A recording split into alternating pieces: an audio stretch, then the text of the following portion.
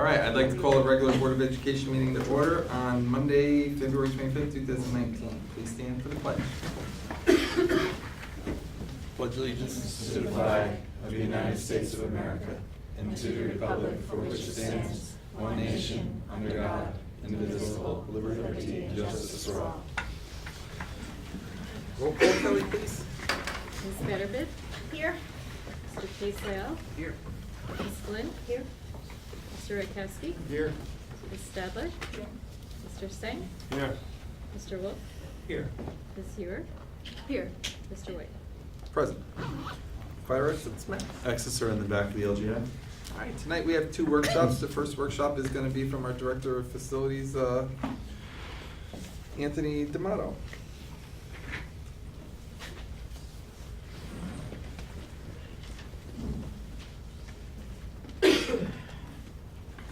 Good evening, everyone. Pardon my voice. I'll try to make it short and sweet so you don't have to listen to me too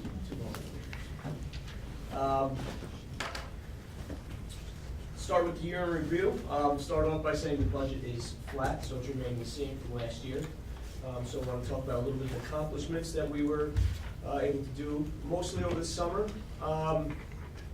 When I first came here, one of the things that I saw were playgrounds having some need some upgrades. So each summer we've tried to do a few playgrounds. This year we were able to do Sargent, JVF, and Glenham as well. Received some site work, some new borders, and some mulch. At South Avenue, we had done that playground the year before, but the PTO had purchased some new playground equipment, and we worked together with them, and the district installed that equipment.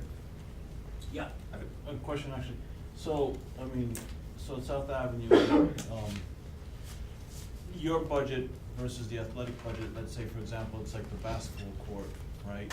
Is it all your budget, or is some of that sometimes athletics because like some incidentals or the hoop or whatever it is? I think it depends on what we're talking about. There's sometimes indoor with the hoops and the backboards that would come out of the athletic budget. Other times we work together. Outdoor basketball hoops the facilities department has purchased as well. So I think it's a hand-in-hand thing situation. Thank you. There were site work improvements, various paving upgrades. There were some areas that kind of lacked some parking. Also, the layout wasn't conducive to efficient plowing, so we had some paving work done. There's also some aesthetic and function upgrades. Last spring, we did some cubbies at Glenham, and we did some again over this past summer. So there's, at Sargent and South Avenue in particular, they're very warm buildings upstairs, so we tried out purchasing some solar shades and installing some solar shades. They have a reflective backing on it, and we've had mixed reviews, but mostly people noticed a bit of a cooler room. Gym floor resurfacing at the high school and JVF. Excuse me. Some equipment purchases. We purchased a new dump bed for an existing truck. We have a new courier vehicle. We purchased some new food service equipment. And in this coming spring, we need to purchase multiple mowers. We're looking to purchase a side-by-side with a cab, so like a mule. So for sidewalk and snow removal, and we will need some new turf maintenance equipment, so we'll be able to tow that equipment with it as well. Here's some pictures of, if you look at the left side, that's Sargent's playgrounds. And if you look to the right, that's the new upgrades on the JVF playgrounds. Left side is the solar shades. The smaller picture there, it's not such a great shot, but that's the reflective backing. And on the right-hand side is one of the new cubbies at Glenham. The M word, mold remediation. As we know, in the fall we had some mold issues in the district.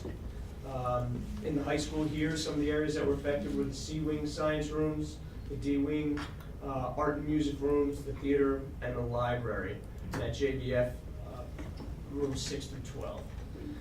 So we had Adaptive Environmental come in to test the mold that was here, test the air quality. They gave protocol to ServPro in order to do the remediation, and ServPro did the remediation.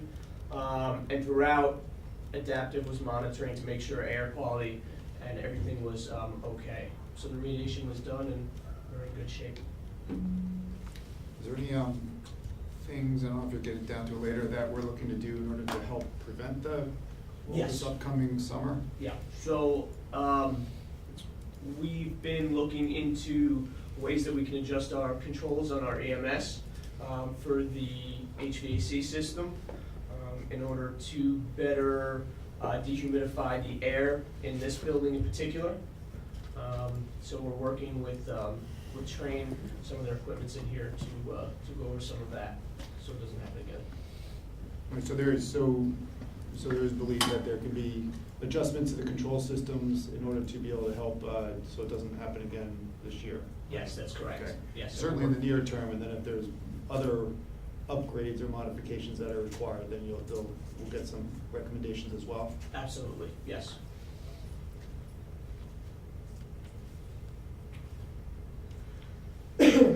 Sustainability.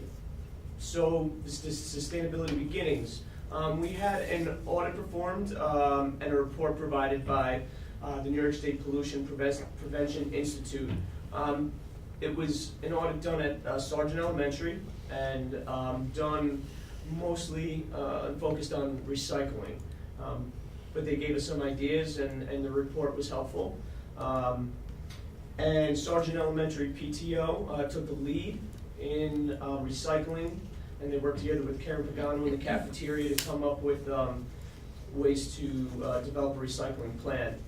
And then JVF was soon to follow. Dr. Landau also set up a sustainability committee comprised of district administrators, teachers, PTO, community stakeholders, and we meet once a month. And we address some sustainability issues, and we plan and implement the district's sustainability needs. Go ahead. When you say JVF is soon to follow, Mhm. is soon to follow on the recycling plan or soon to follow an audit with the Pollution Prevention Institute? Sorry, the recycling plan, very similar to what is being done in Sargent Elementary right now. Thank you. Yes. Doesn't that also include, they're not using plastic utensils anymore, correct? Yes. In the cafeterias, they're using metal utensils and washing them. That's They're correct. A lot less plastic That's, waste. is that at all of the schools now? That's at too? Sargent, and I think Forrestal is soon to follow.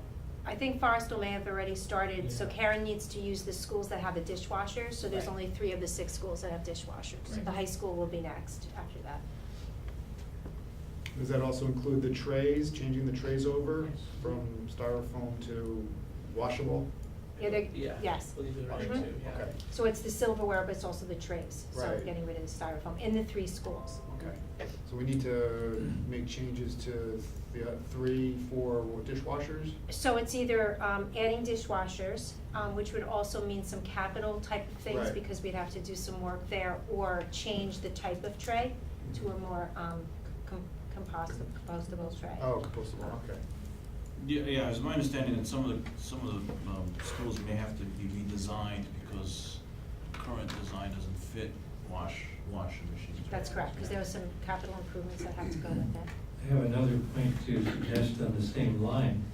As we're examining in our next capital program all of our facilities, as we will be doing, if we're getting seriously into composting, sometimes we find that old facilities were never designed with any space in mind for where you put all that stuff.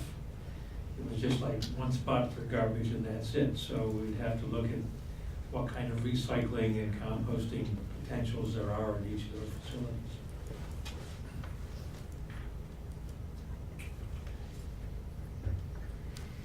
Okay, 2018 capital project, design phase.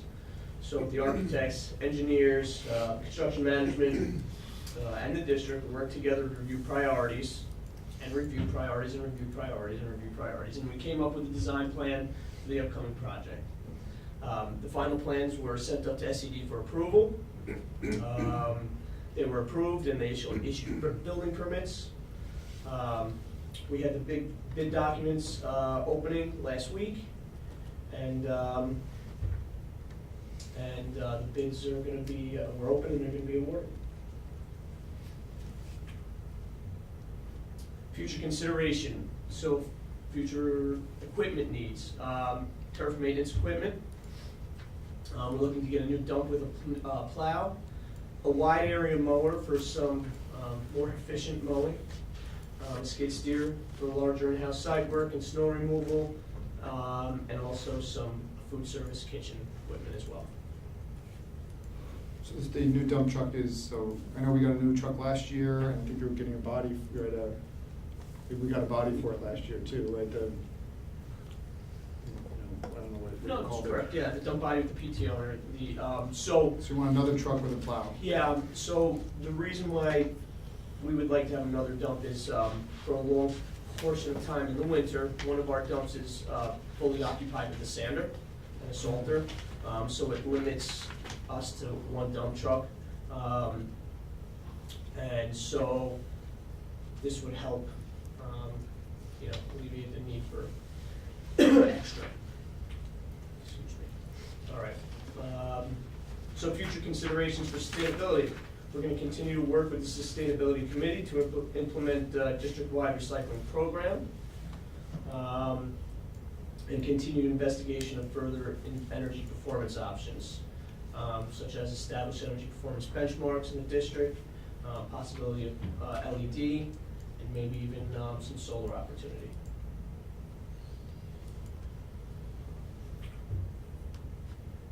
Future consideration of capital project.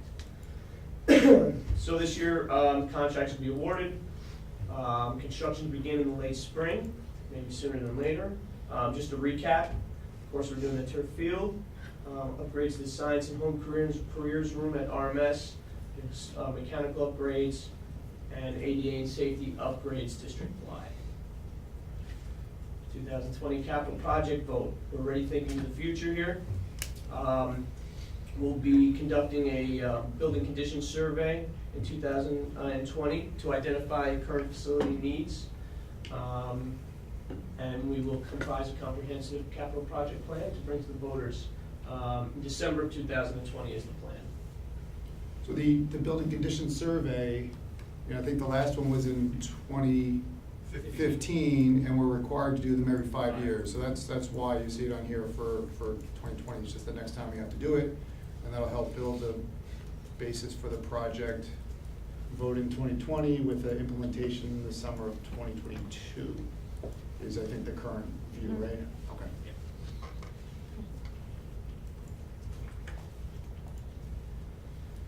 Down the road, as always, we're going to identify immediate and not immediately threatening facility issues, which can be resolved through the general fund. And this is just a repeat. In 2020, the district will conduct another building condition survey. We'll use this info along with other collected data to develop a scope of work. Questions? Yeah. So the building condition survey is very specific, very prescribed. What about surveying the students? I know, I think JV4 still surveyed the students on education/recreational type survey. I'd be curious to know if there's things that the students feel that they can use to enhance their outdoor environment.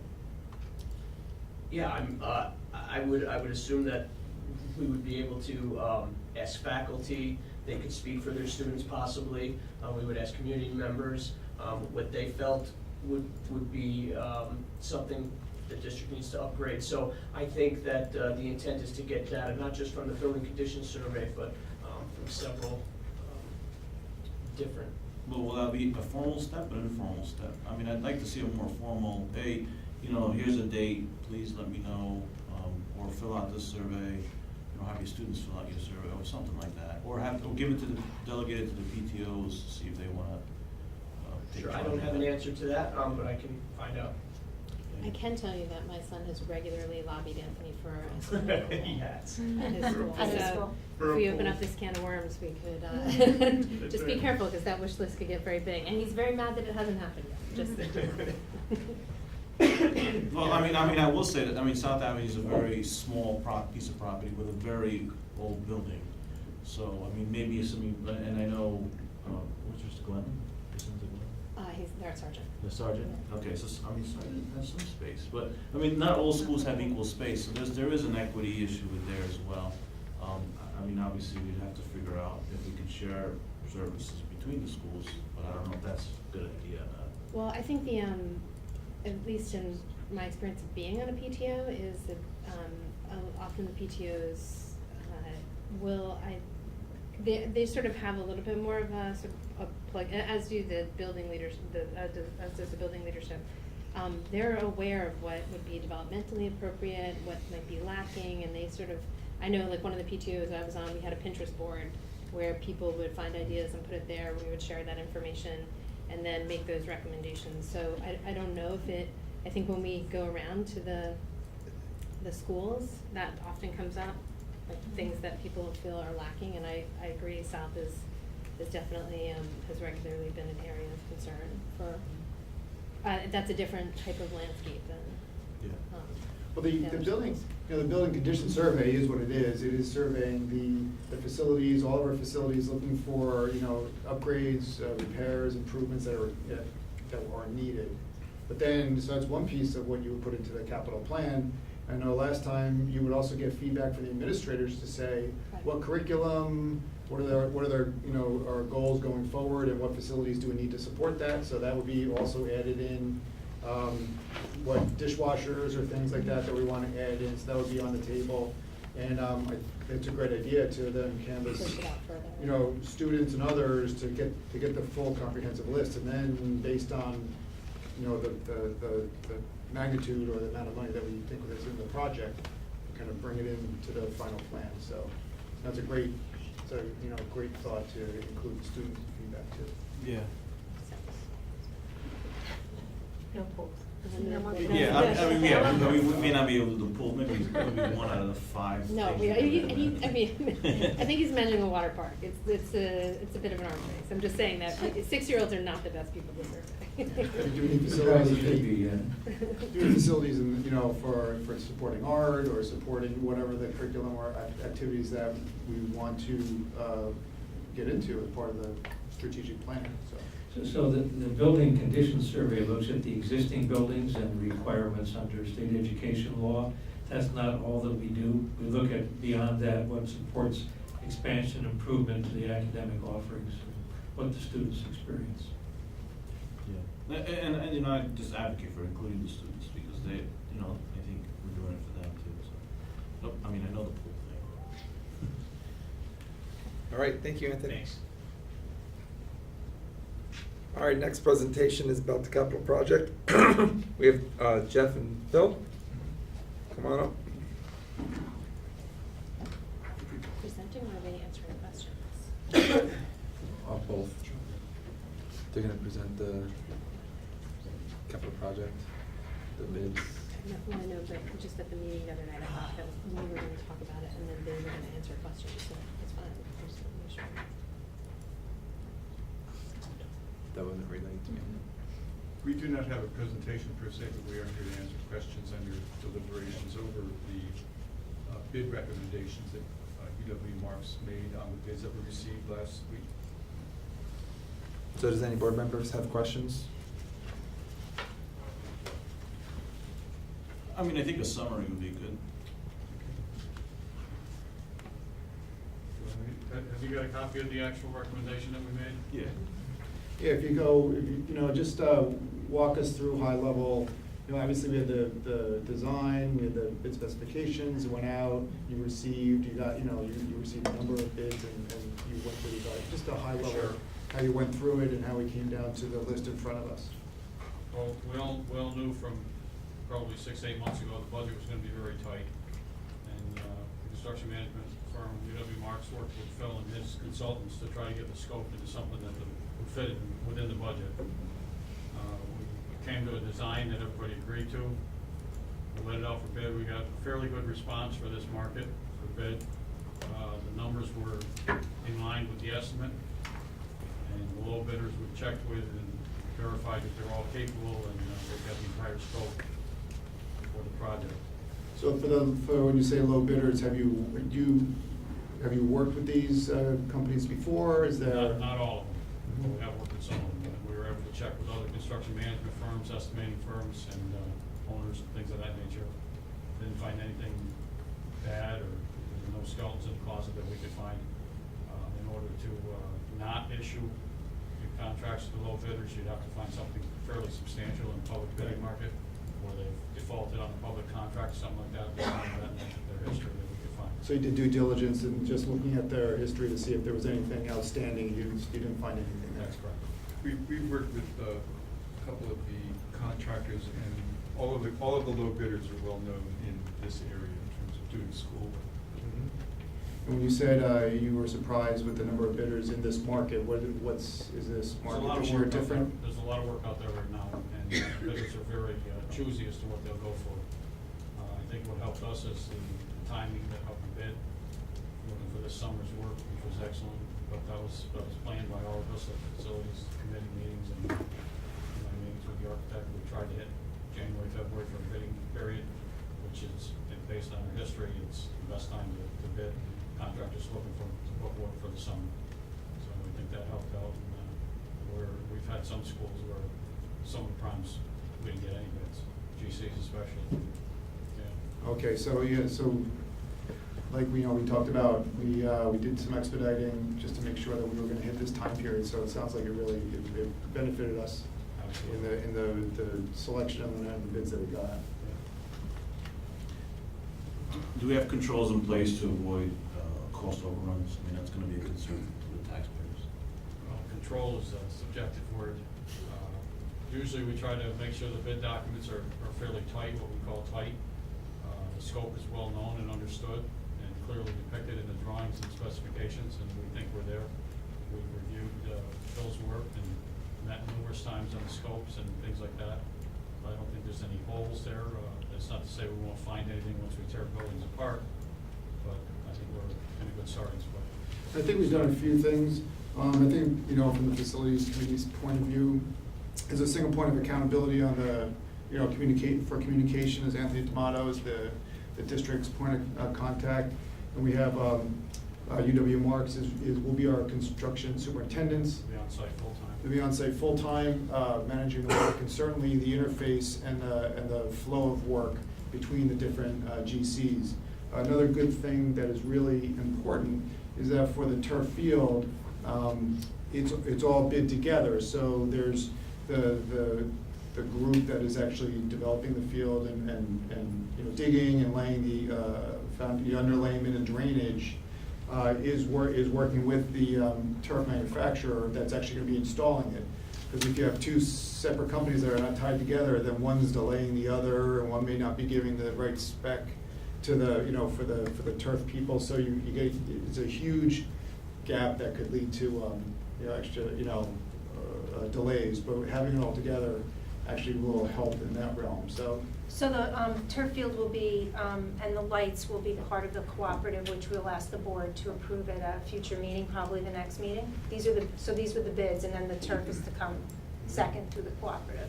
Yeah, you'll have 5 major contracts there. It'll be the field turf through Shenango for the fields, the general contractor, the electrical contractor, the plumbing and mechanical contractors. And we'll coordinate all that work and work with Anthony. It's exciting. if it'll stop raining at some point. It will. So the ground will dry up. Or rain now, so it gets over with, so it's not. Well, So it's dry yes. then. Find that water table. Any other questions?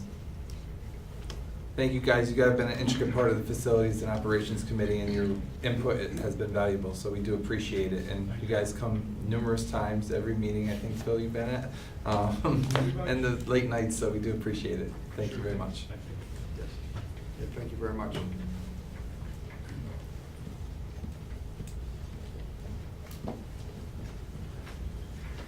All right, so with that, we would, Just also, I just wanna thank the building committee too. I mean, it's a lot of hours that you guys put in. absolutely. So with that, I would like someone to make a motion to approve the recommendation of the award. Motion to approve the recommendation of contract award. Second. Comments or questions? All those in favor? Aye. Opposed? Motion carried, 9-0. Very exciting. I need a motion to adjourn to executive session to review the employment history of particular individuals and to seek legal advice for the, from the school attorney, state law attorney, client privilege. So moved. Second. Anthony, and then it was Mike. Comments or questions? All those in favor? Aye. Opposed? Motion carried, 9-0. Board will be expected to return as soon as possible. All right, please rise for a moment of silence for Elva Kirken-Wolf, who served as the school bus mom today.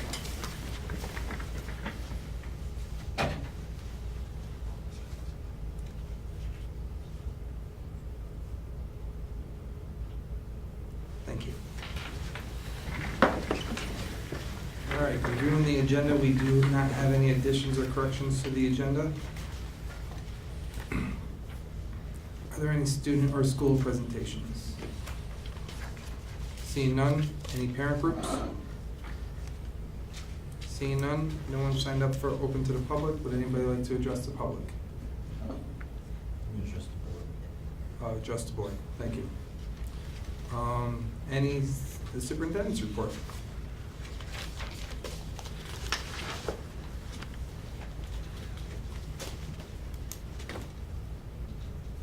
All right, we're going to talk about two things. I'm going to do an overview of the strategic planning process so far, and Anne Marie is going to do an update on the tax cap.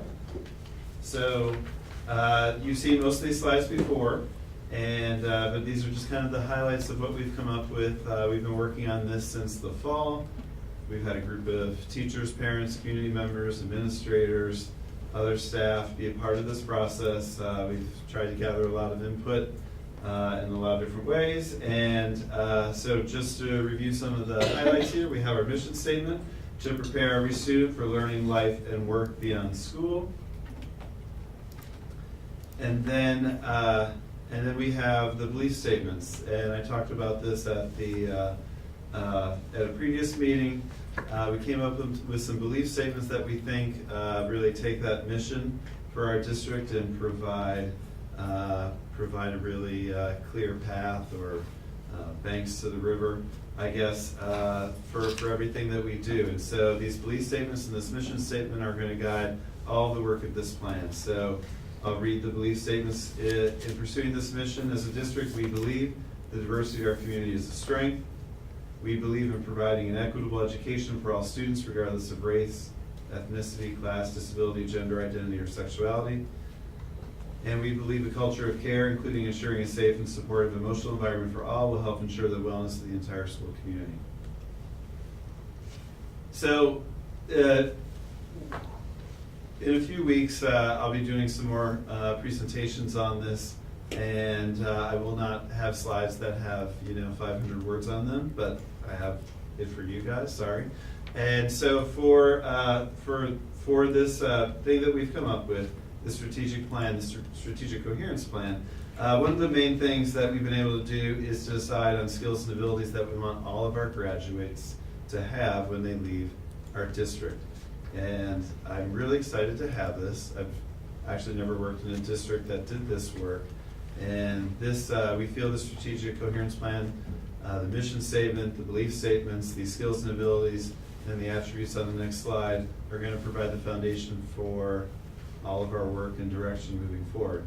So these skills and abilities: communication, problem solving, creative and critical thinking, collaboration and independence, and digital literacy. For attributes and dispositions, we have empathy, self-regulation, citizenship, community, curiosity, wonder, awe, and imagination, and adaptability and flexibility.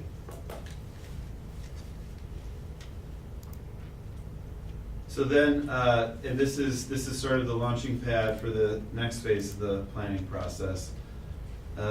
We decided on 4 strategies that we're going to use moving forward, and I'll talk about the strategies in terms of the ones that we're going to be moving on first.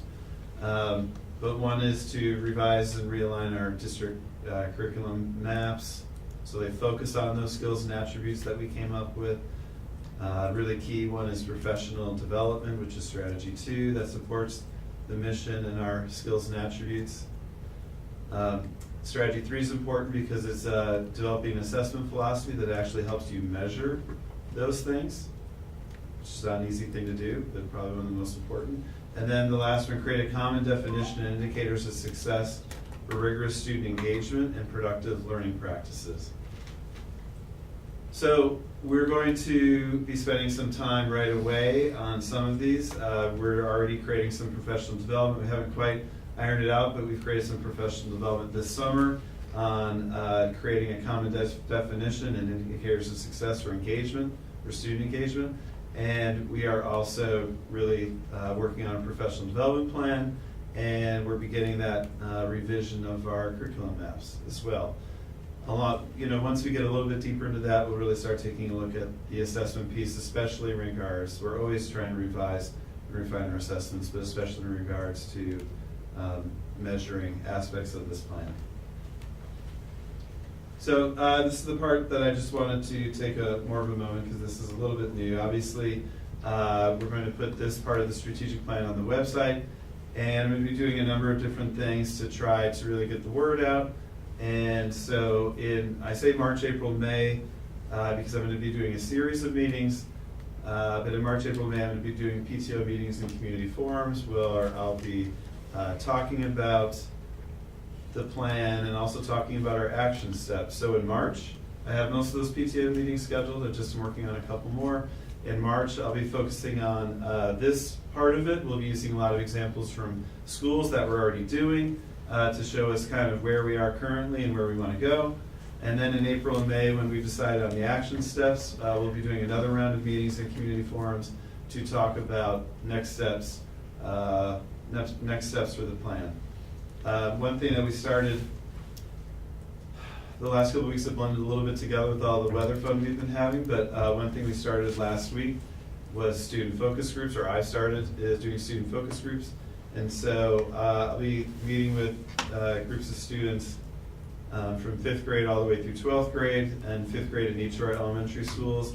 And what we're focusing on are aspects of this plan. So what I'm asking the students in this is to talk about when they're in their classrooms, when they're most engaged, what it looks like, what's happening in the classroom, to help us develop that sort of common definition and help us get a sense of where we need to go.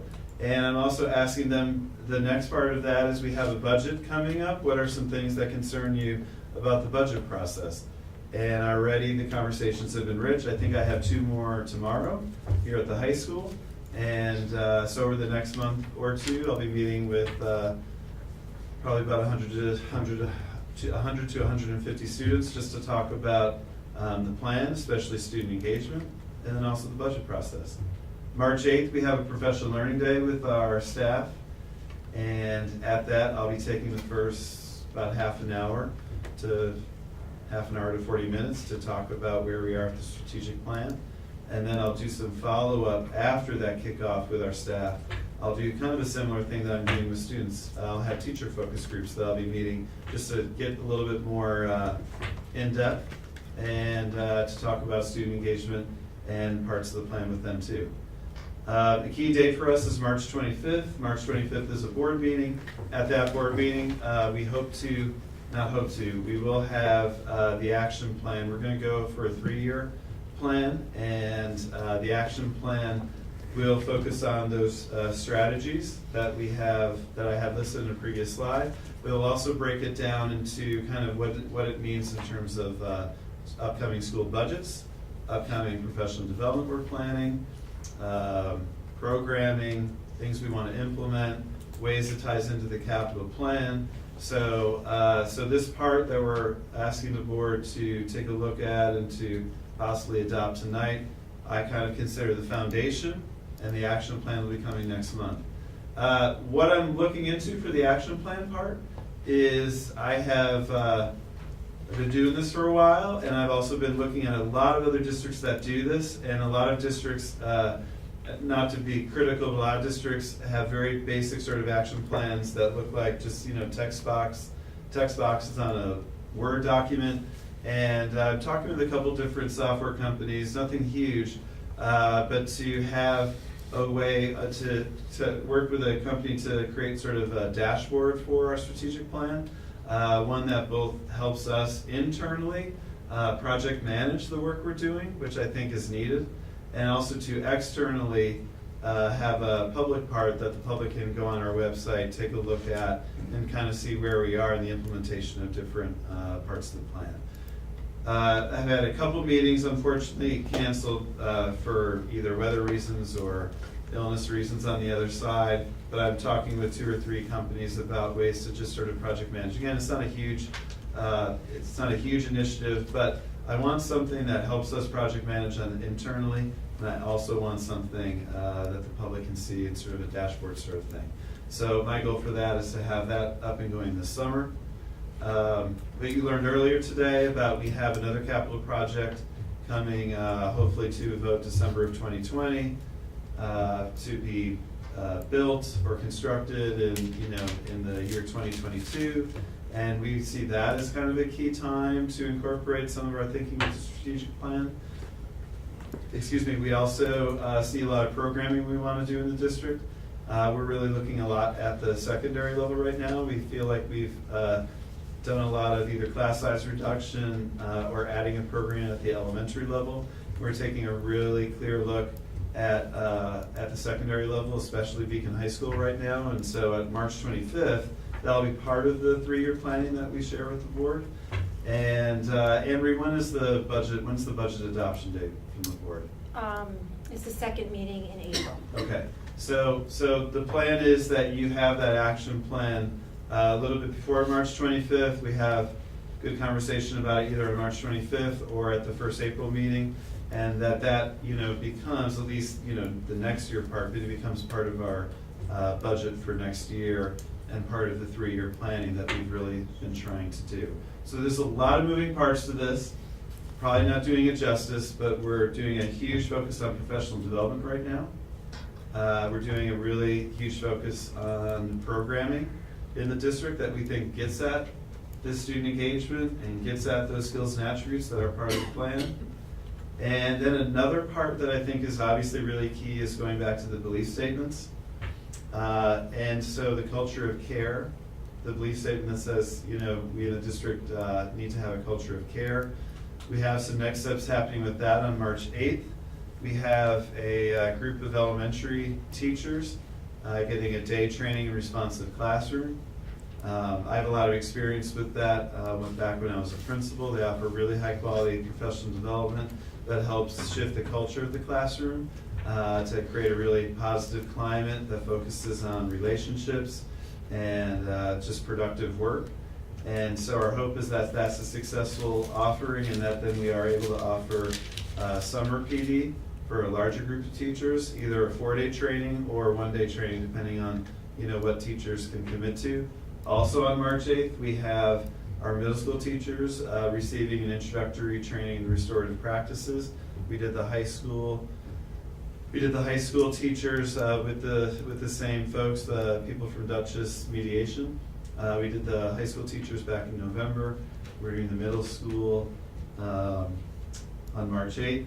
And Duchess Mediation is offering 2 full day restorative practices training in March, I want to say June, and August. And so our hope is that we haven't yet quite created the budget, but that we get a good number of teachers trained in the full 2-day model to help be leaders as we move forward implementing restorative practices.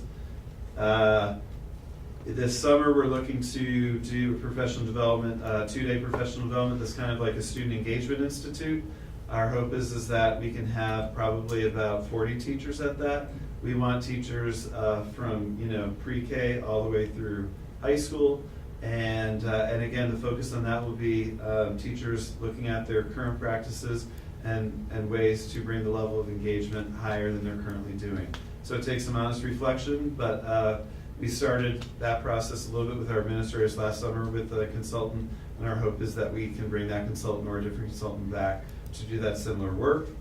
Back to the belief statements, we also this summer have more equity training in the works, and so we'll be taking those equity teams that are in each school. A reminder, our equity teams in each school are the principal and teacher leaders. Their focus is on creating a more inclusive and welcoming environment in their building, and also looking at barriers to opportunities in their school and trying to eliminate, either address or eliminate those.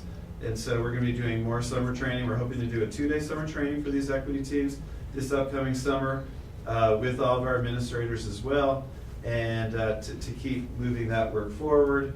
So again, I've been updating you all a lot. In fact, I think every single board meeting for the last few months about parts of this, so I'm not going to belabor it.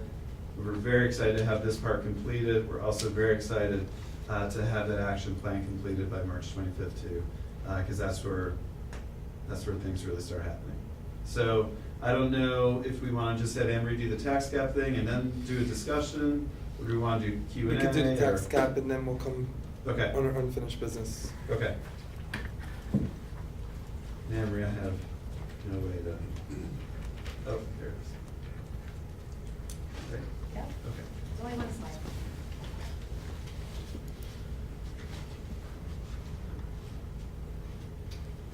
So this is just a brief overview, and I will go over it again a couple of times before the budget adoption, but the tax cap calculation is due to the state by this Friday, so I wanted to just talk about it in public to the board at first. I kind of showed you a 3-year comparison, just to try to see where we are. I want to point out on the third line, and there's a number on the far right, the 634,000. That's the tax base growth factor. And again, last year we were fortunate enough to increase we get a rate percentage from the state. And it's really reflective of a change in real property value, and it's due to physical quantity changes, so it's construction and it's capital improvements. So in 18-19, we were able to, right off the top, raise the levy by 573,000. This year it's 634,000. Again, it's reflecting all of the growth in Beacon, and in Dutchess County, Beacon does have the highest growth factor, again, for the second year. So it is reflective of what is going on in Beacon. The numbers after that reflect pilot agreements. I just want to notice you have to add back last year and subtract what we're going to get this year. The number of 206 is less. We did have a pilot agreement with Medtronics. Medtronics went out of business and the property was sold, so that's why that number is a little bit less. The other important part on the line is the 1.02%, and that's the inflation factor. So you're allowed to raise the levy by either the consumer price index or 2%, whichever is lower. So at this point it's 2%. It was similar last year as well. I think that's the number of people thinking that the tax cap raises by 2%. That's really where that 2% calculation kind of goes into. The other important part to notice is down in this, the number for this year is 796. That's the capital exclusion portion. So it is the principal and interest payments for the district less building aid. So we can add back the capital exclusion portion, and you'll notice that across it has increased over the years. The other two exclusions which we do not qualify for is an ERS or TRS contribution, and actually no one does, because the rate for TRS and ERS have to increase more than 2%, and right now it's on a declining basis, which is, we'll talk about that as well. That'll help the budget process. So after all of the calculation and the numbers, our levy increase for this year can increase by 4.44%, which would be in line with the tax cap for our district after the calculation. We allocate about $75,000 for buses. And again, Ron will be at the next meeting to talk about that. And remember that with buses, we finance over 5 years to match the transportation aid. So that's an estimate, but I wanted to kind of show in total what the levy can increase and then what we estimate for buses. So we're striving to have our general fund budget less the buses to be about 4.24%. So it does give us a little bit of leeway. So we're happy about that. Again, this is higher than last year, and it is a significant increase to actually implement the programs that Dr. Landau had mentioned. We can increase the budget by that. So that's the levy. Again, I'll answer any questions. It's a little hard to read. I will go over it again a couple of times during the budget process, but I just wanted to put it out there for now. When you show it next time, maybe you could actually add what each line is. Yes. That would be really Yeah. helpful.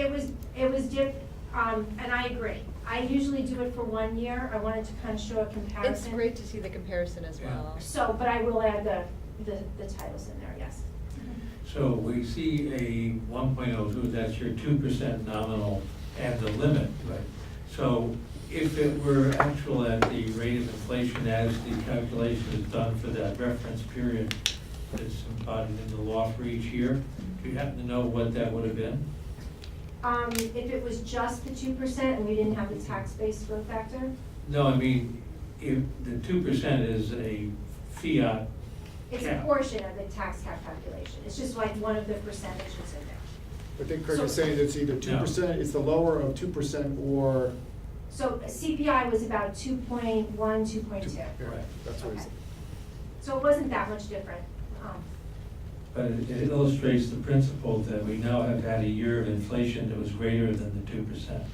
And we haven't been having that during pretty much the entirety of the tax cap experiment from 2011 on. That's correct. It's been below. Correct. Last year was around the same, and you'll notice in 17, 18, it was actually, you could only raise it by 1.26%, which was not good.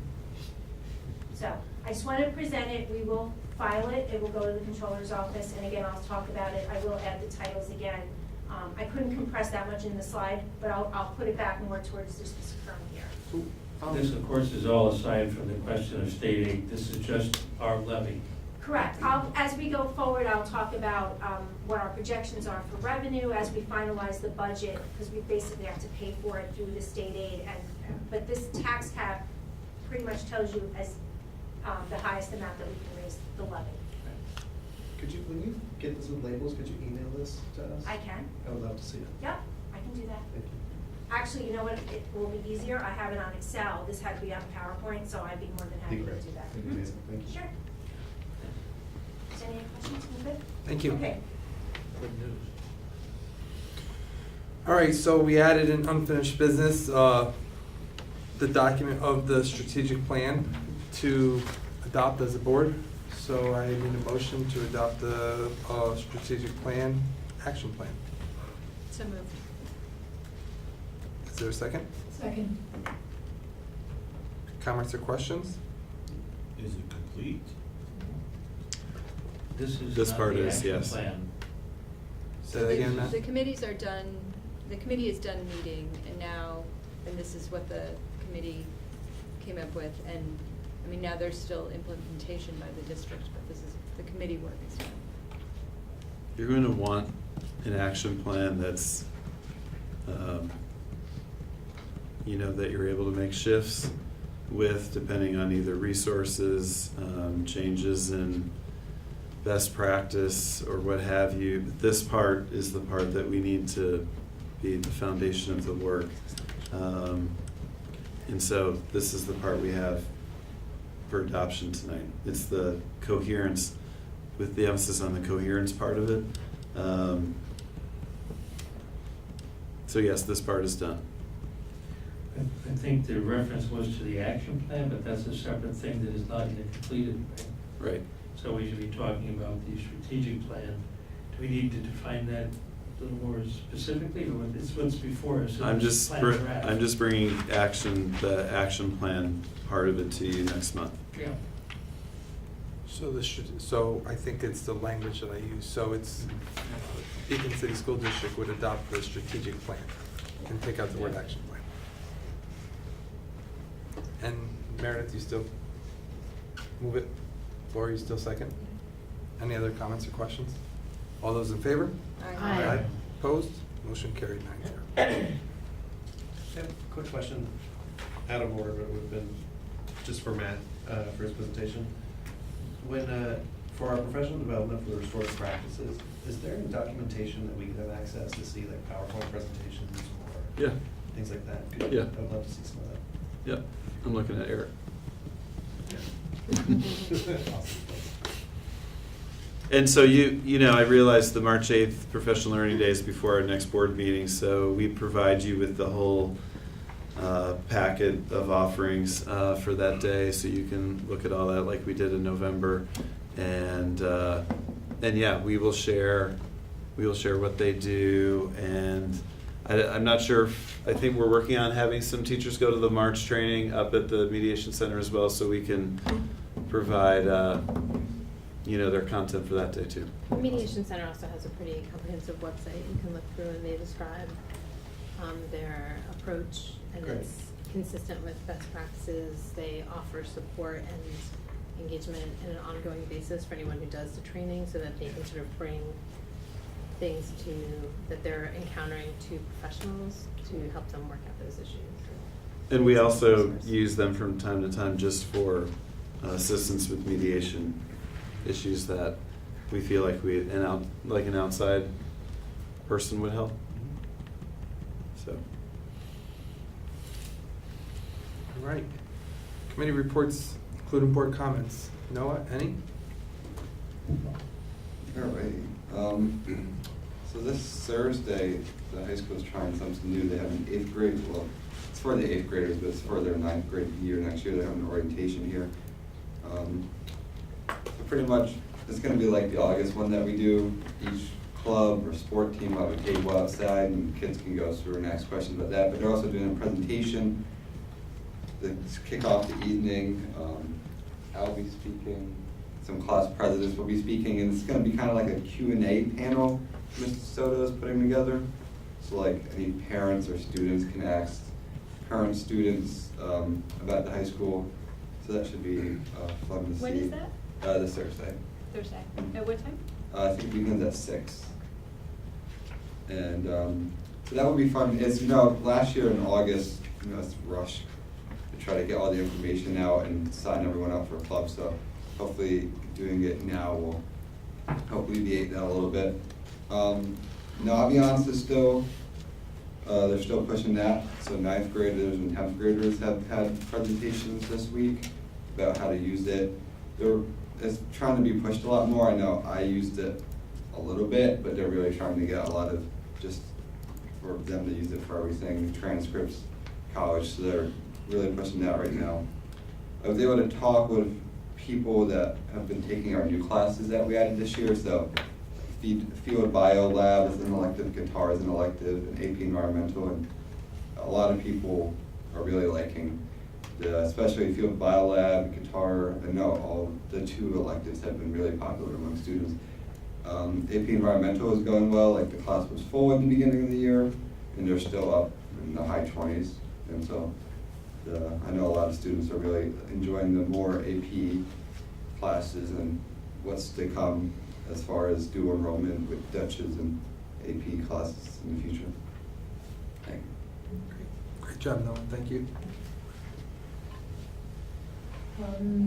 This past Saturday, I was able to attend the Junior League of Poughkeepsie Girls Empowerment Day with me and a couple girls from school and WOW of the world. So that was great, kind of just to see influential figures in the community. So I recommend people attend next year. And I'm happy to say that Multicultural Club in high school is working on putting on Multicultural Week sometime in March. Basically just with the aims of presenting Beacon's wonderful characteristics of diversity all around. So I'm really excited for that. Did Multicultural Club exist last year? No, it just started this year.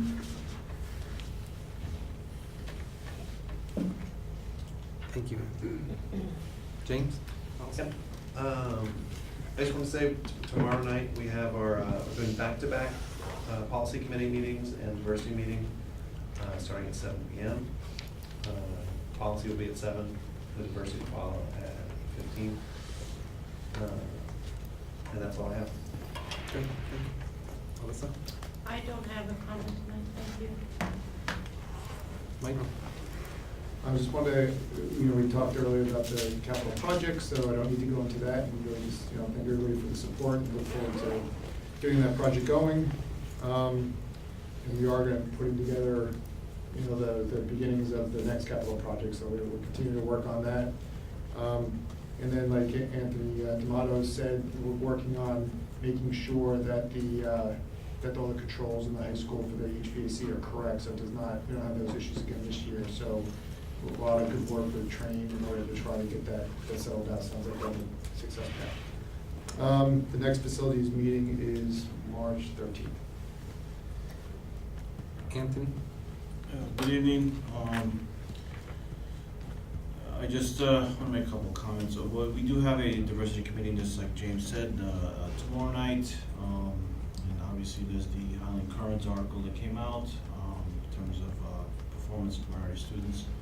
And I do, note that the strategic plan did include a note on the challenges of engagement with minority and low-income parental parents, and that it's a challenge that I feel that we need to meet, that we need to face head on, and that I'm looking forward to see what actions come out of those. Thank you. I did have some questions, actually. Last question. Okay. So in terms of the emergency teams, when it includes the outside groups of fire departments and stuff like that, has the ambulance corps received an invitation to those teams? Because as far as I know, the ambulance corps has not been participating. No. No? Not any purposeful reason.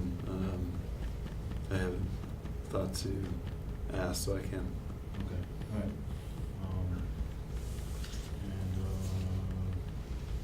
So I have for now. Thank you very much.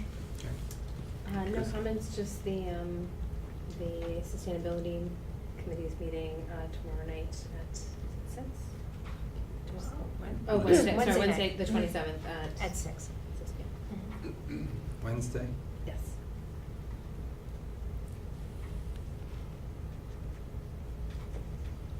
Craig? And so the last meeting of the Public Relations Advocacy Legislative was deferred so that we could make room for an extra long meeting of the Facilities and Operations, which produced the results we voted on tonight. I think that we should probably do that next meeting on March 13th, tag teaming after the Facilities Committee meeting, if that's okay with Meredith and Alyssa, the other members? Okay? Yes. That's it? All right, thank you. That's at 7 then, or that's 8:15. after? It'll be 8:15. after, it'll be Okay. the 8:15. 8:15. Laura?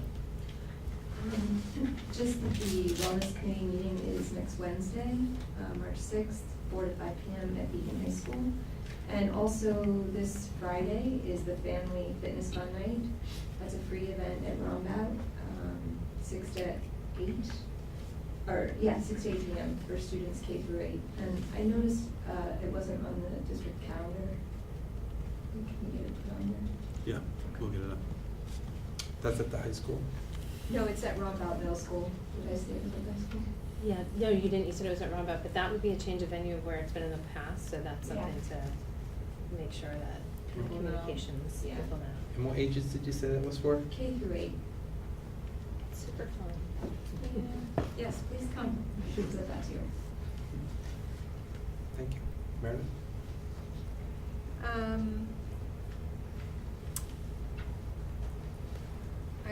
I'm excited to go tomorrow night to back here for the to see the Bright Star Touring Theater celebrate Black History Month. there's a 5:45 performance called Black History Hall of Fame for 45 minutes, and then another at 7 p.m. Called Struggle for Freedom. So everyone should try to come to that if they can. And our curriculum committee meeting was canceled due to the snow, but the next one is it the 20th, Eric? Yes, but we probably have one more day. Oh, really? Okay. Keep me posted. And then there's Dutchess What County. did you say? I didn't hear you. There's one on Erica. the 20th, but we don't, there's gonna be one before then, but we don't know when yet. And then the Dutchess County School Board Association meeting is on the 7th, where we will, the special topic is mental health and special education. Okay, I have no comments. All right, we move to the consent agenda. The use of the consent agenda permits the Board of Education make more effective use of its time by adopting a single motion to cover those relatively routine matters which are included. Any member of the board who wishes to discuss individually a particular piece of business on the consent agenda may so indicate, and the item will be considered and voted on separately, thus preserving the right of all board members to be heard on any issue. Is there any item on the agenda, consent agenda, that anybody would like pulled? 13.06.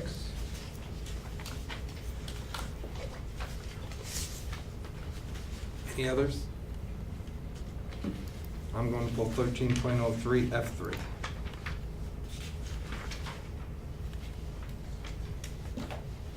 Hearing no others, I'm asking for a motion to adopt 13.01 through 13.07 minus 13.06 and 13.03 F3. So moved. Second. Comments or questions? All those in favor? Aye. Opposed? Motion carried 9-0. I need a motion for 13.06. Motion for 13.06 approved claims auditor's report. Second. Second. Comments or questions?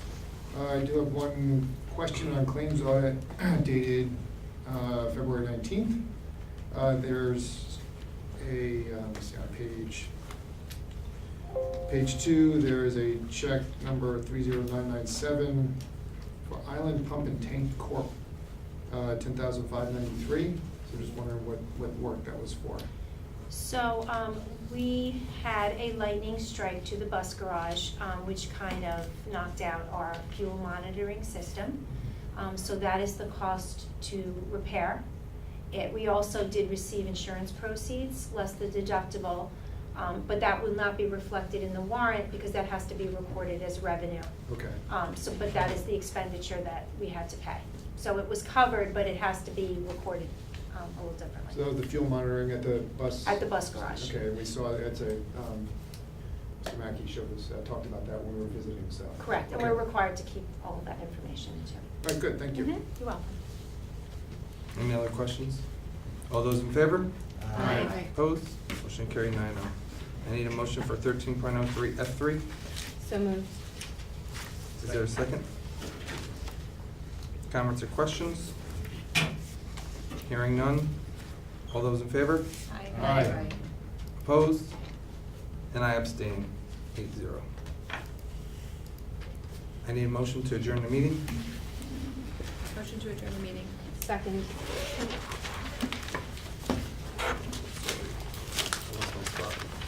Comments or questions? All those in favor? Aye. Opposed? Motion carried 9-0.